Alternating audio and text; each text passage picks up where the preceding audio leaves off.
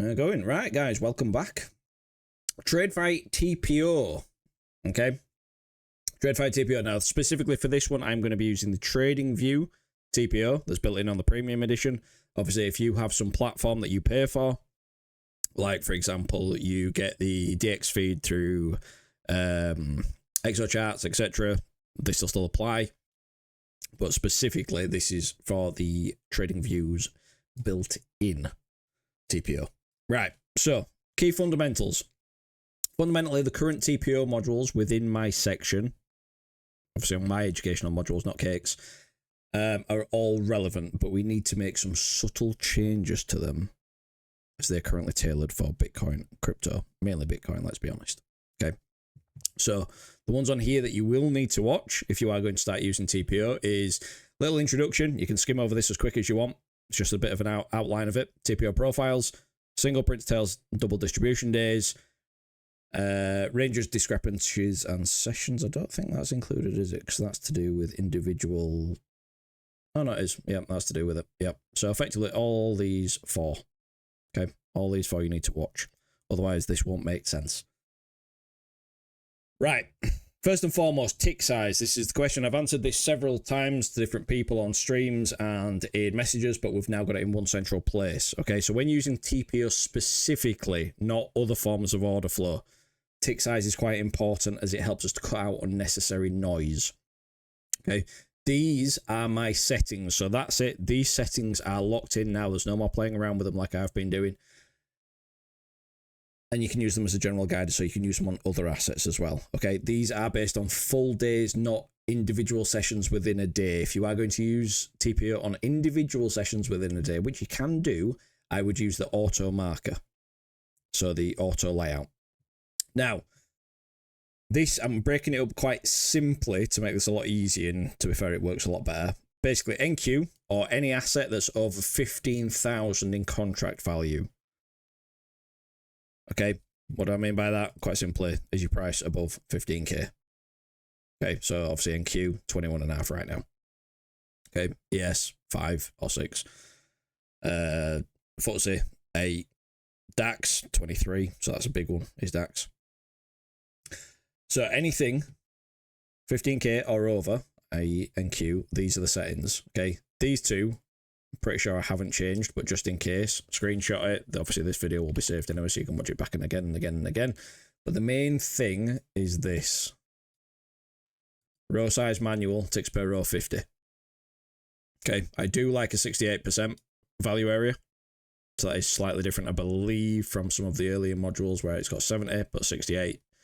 I've got so used to 68 now because EXO uses 68 by default, so therefore I just like 68. It seems to give really accurate results, especially for previous day values. 50 tick, okay, that's the main thing. Now, anything else that's under 15k in value, for example, the S&P, do it manual 25 tick, so do it half. Okay, that seems to give really good, accurate data. Early on in the day, if you are trading Asia session, both these two ticks are going to look horrendous until the day starts to develop, but that's TPO in a nutshell. It always does. If you look at Bitcoin on Asia Open, TPO profiles look horrendous. They always do. Okay, as the day develops, especially coming into London session, it starts to settle down, and then you can start getting a much clearer picture. Okay, now, any assets that are very low in value, and I'm going to use oil as an example, right? Use the auto settings. So on this row size, you can change this over to auto. So if I just go onto here, just go onto one big screen. There we go. Oil. Go over CVD. Come back TPO. 30-minute. Always make sure you got it on 30-minute time frame. Okay, that's important. Especially if you are going to adjust this. If you throw this onto auto, you will get a much better read, okay? The only thing is, it can be sometimes messy, especially on volatile days. But what I would take from this is, you can see here, I've done a bit of an example. So if we use yesterday's profile, value area high for TPO, value area low for TPO, TPOC, and VPOC. But obviously, if you're then going to be zooming into the 5-minute charts, ensure that you're just marking out these levels because they can alter because it's on auto tick size. So you can see here, like this here is now above value area high. You can see the TPO TPOC is slightly above this green box. Same with the VPOC, slightly off. And in fact, the value area low is on, so that's fine. So just make sure if you're using auto, once you start flicking down timeframes, it will change. If you are using a manual tick size, it won't change. So you need to be aware of that. Okay. But something like oil, really low value asset, $62 a share. You need to be using auto marker because you can't get away with anything bigger. If you use 25 on this, it just looks too cluttered. And I don't think it gives you an accurate enough read. Okay, it's all right once your day's played out, but even then, it's not the prettiest. And you will find, based on a high tick size like this, you'll find a lot more poor highs and poor lows, which can skew what your bias may be. So anything really low value, use auto markers, okay? Just make sure that when you are plotting out your value area highs, your value area lows, your TPOCs, your VPOCs, etc., etc., etc., you are taking this from a 30-minute chart, and then when you do flick down onto a 5-minute chart, you need to ensure that you're using those 30-minute levels. Bit of a ball ache, I know, because TradingView doesn't have a function to hold it, basically. Right. So that's that. Hopefully no questions so far. If you do, pipe up and I'll answer right at the end. Tails and single prints. Okay, so this is my original modules. So you will see here, tails, I need 3 blocks. I need 3 single prints at the top and the bottom to call it a tail. So this is what I do with Bitcoin. The reason why I do this with Bitcoin is because it's a volatile asset. Well, it's a bit of a joke at that moment, isn't it? Let's be honest. But technically a more volatile asset. It moves more within a single move. Okay. So therefore I like tails of 3. Now, when it comes to traditional land, with the settings on the previous screen, we only require a single block. So if we've got a single block like this, screenshot of NASDAQ, you've got a selling tail on this example. So you're fine. That's good. Okay. If you've got 2 blocks next to each other, it's poor low. In this instance, it's a low. Poor low because you've got no tail. Okay. So tail is only defined by a single block when it comes to TradFi. If it's a single block on crypto, no, it's not a tail. Okay. Single prints. Due to the nature of traditional markets, again, exactly the same because they don't move as much relative. In percentage terms, that's the easiest way of saying it, isn't it? I only want 1 block. Single prints. Okay, I only need a single block. So a single block, just 1 block, there's 3 on this example, terrible example for this. But a single block is a block of single prints. Okay, don't get me wrong, with a single block, we can't really do much with it. It's irrelevant. So it doesn't really help us anyway. Obviously, the more we've got, the better. Let's be honest. It's always the case. But yeah, a single block. But obviously on crypto, I require more. Okay, I'm ideally looking for 5 blocks or more. A lot of people use 3. I use 5. Although, to be fair, we might have to reduce that to 3 based on how shit it's been recently. But let's not get into crypto on this one. Right, so they're your key differences. Single block for tails. Single block for single prints.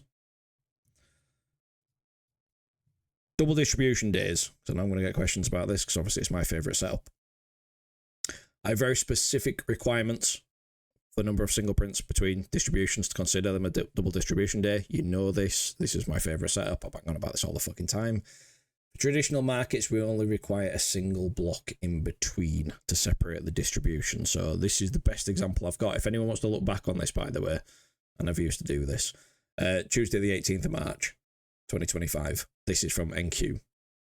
This is by far the best double distribution we've got, and it played out perfectly. And this one's got what? 1, 2, 3, 4, 5, 6, 7. Technically I had 8, but this got filled here. So you've got 7 blocks of single prints in between. So the more we've got, the better. Okay, the greater the opportunity. Why? Because that way we've got more fucking space to move through. If we are going to play this double distribution day, long the shit out of it in this instance, you've got more space to move through. If you've only got a single block in between, then technically you're only moving fucking 1 tick, and then you're already in the top profile, and where's the fun in that? Okay. Now, Useful note, crypto typically moves through single prints aggressively. Okay. From backtesting, traditional markets, TradFi doesn't. Okay. Because it's a more efficient liquid market. So you'll see here, this is the best example you're going to get. In fact, can we look at it on the chart? Let's go on this. Let's hide everything except what we want.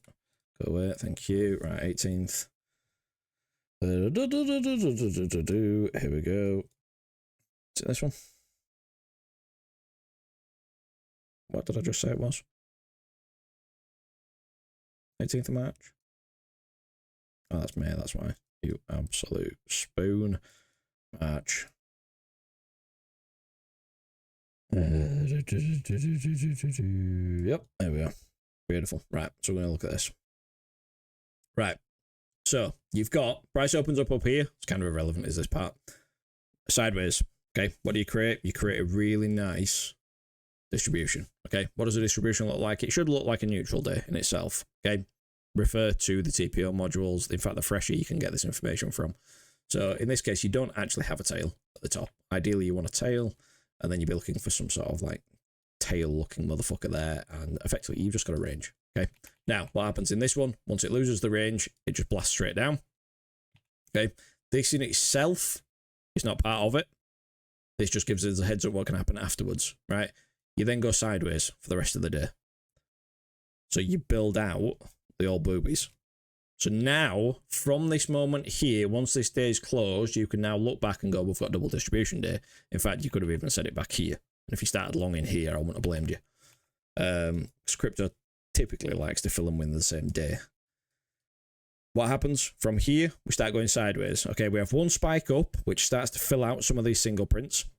Okay, just above here, you claim one, just above this high. You come down, you still create a higher low. So you're just maintaining market structure at this point, okay? So you're not losing anything, all good, all good. And then once we start getting acceptance back into single prints, yeah, look at this. You come in, you have a drive up. You don't fulfill them, by the way, on this move. Fulfill them. You'll be looking up here. Okay, so you don't fulfill them. So this is what's the difference. I said this in that last slide. Typically speaking, if this was Bitcoin, this just goes up and then fucks around here and then does whatever it wants to do after that. With this, it comes up, don't fulfill them, comes back down, tests the SP lows, comes back up. Now it's fulfilled them. So technically, at this point here, double distribution days played out. Happy days, good, take profits, winning. This then ends up going back down, funnily enough, tests it again, takes out some liquidity, and then comes back up. But then this part here is very similar to what Bitcoin does. Just fucking runs through to the other side. What does it do? Just takes out that bar high. It actually comes into an old teapot. But that's by the by. Takes out this bar high, cool, clear that bar high, and then fucks around again afterwards. Okay. Now, the beauty of this one, on top of it just being a double distribution day, is the fact that you also have a discrepancy within the same day. Now, discrepancies are exactly the same as what I've talked about in the TPO module, so there's no difference with that. But you just fucking beautiful when you look at it. So you've got your... Just delete those so they don't interrupt. You've got your TPOC up here, left alone, naked TPOC. You've got your VPOC down here, so you've got discrepancy. So not only do you have double distribution day, but you've got discrepancy because your TPOC and your VPOC are in completely different places. So what happens? Comes up. Okay. So it's just that is your absolute best example. Okay, so it doesn't happen within the same day. Doesn't have to happen within the same day. In fact, I'd argue going into another day is even better because it means you've got time to plan for it rather than panicking. And there you go. Okay. They don't happen that often. They don't happen that often. But when they do, you typically get some quite good volatile price action. So in fact, if we use that one as an example again, where is it? 18th of March, March, where are you? Here. Here, you end up getting, it doesn't happen again beautifully, so it's not the same. Although technically if you merge this profile and this profile together, it's technically another one. But effectively you just get this really nice price action on the back of one of these. And the reason why you get really nice price action after a double distribution day is because obviously you've got thin move down, range, thin move up, range, thin move down, range, thin move up, range. This is what most traders, well, new traders, hate this. But this is money. This is money. And again, it's just because all you're doing is just creating, you're just creating a bunch of thin moves. Up and down, thin moves. Anytime you get a thin move up, thin move come back down, thin move down, you get a thin move up. And eventually it'll balance out and then go wherever it needs to go. Fucking double distribution is best thing in fucking world is. So yeah, you don't need a big batch single prints, you only need a single print, so a single block. But obviously with more gives you the better opportunity because it means that your actual long has the ability to move. Okay, so you can really capitalize on double distribution days. I don't know about hit rate yet, and I can't comment on that, so I don't know how likelihood is these fill out. Obviously, you guys know me on crypto. I use 2 times risk, so I use 2% risk on double distribution days because Bitcoin has a really high likelihood of playing out. I don't have the stats for this, okay? And right now, quite frankly, I don't have the time to go through and work out the stats for it. So I'm just going to do this live. Every time I see one, I'll trade it and I'll record the results. But obviously, if I see one, then I'll be letting you guys know anyway, so you guys can record the results too. And that's it. Do we have any questions?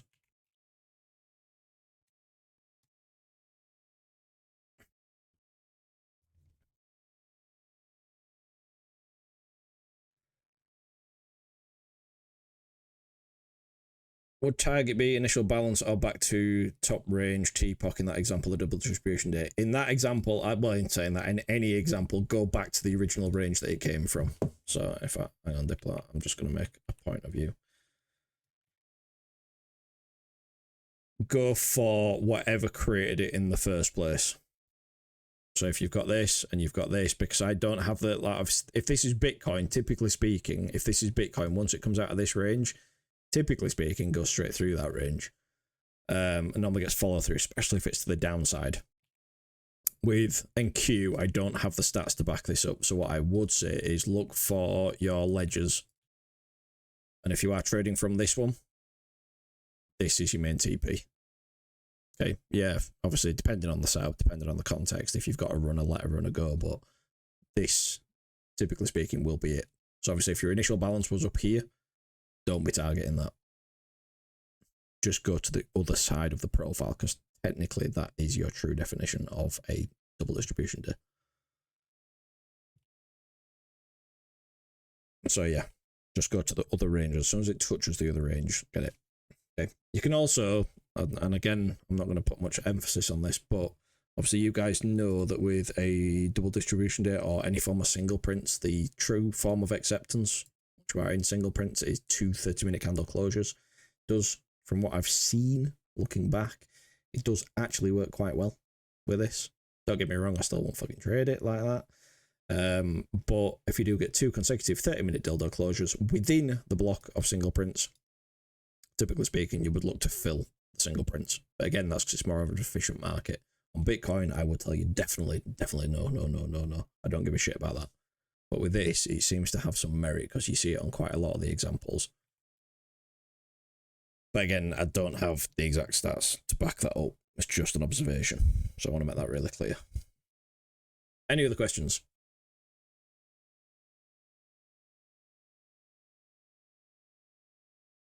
Obviously, if you guys have got the ability to use TPO, regardless whether you trade my style or cake style, TPO is just really fucking handy, especially for trying to work out what the next day is going to do. Okay? Because it does give you an insight. Now, if you can couple that insight with the Merlin stats, even fucking better. Okay? That's why the first thing you do every time you come in on the day is look at what the previous day did. Okay, so the previous day, this is not a profile that we can really work from. All we know is we had some single prints left over here. What does price do with single prints? It's like a magnet of single prints. Okay, I say this in the original modules. Single prints are a magnet. Why do you think ICT created its fair value gap? Because they act like magnets. There are inefficiencies. So therefore the market is looking to rebalance them. So you can see here, like, you know, yesterday single prints left. Daily opens, what does it do? Fucking has a big swipe for them to fill that inefficient move. That doesn't mean it fills them and then fucks off. It just means it fills them. Okay. It's like a target. That's how Cake uses FVGs. It uses them as targets. It's a draw on liquidity. It is a draw on liquidity. That's what single prints are. It's an inefficient move, and the market will always look to rebalance. And whether that's a gap as well, you can treat a gap, an opening gap. Same idea, opening gap. The market, typically speaking, will try to rebalance that at some point. It's the same. Okay. Likewise, when SPX comes online. Okay. The market will likely try to rebalance it. Okay. What happens here? Price opens up. In fact, I think this is this yesterday's example? It is, yeah. Price opens up here. New York. There's a gap to the upside. Okay, we open up here. There's a gap to the upside. This is technically where it closed. What does it do? It tries to rebalance it. Now, in this instance, it doesn't fully rebalance it. It breaks away, but then the rest of the day continues. And then all you do is just fill the gap. And you can see there, look at that, like literally, it fills it, rejects. Okay, gets above, below, rejects, flips it, and then goes. Any form of gap is technically a single print. A single print is a gap, yada, yada, yada, but obviously single prints are based on 30 minutes only. Any other questions?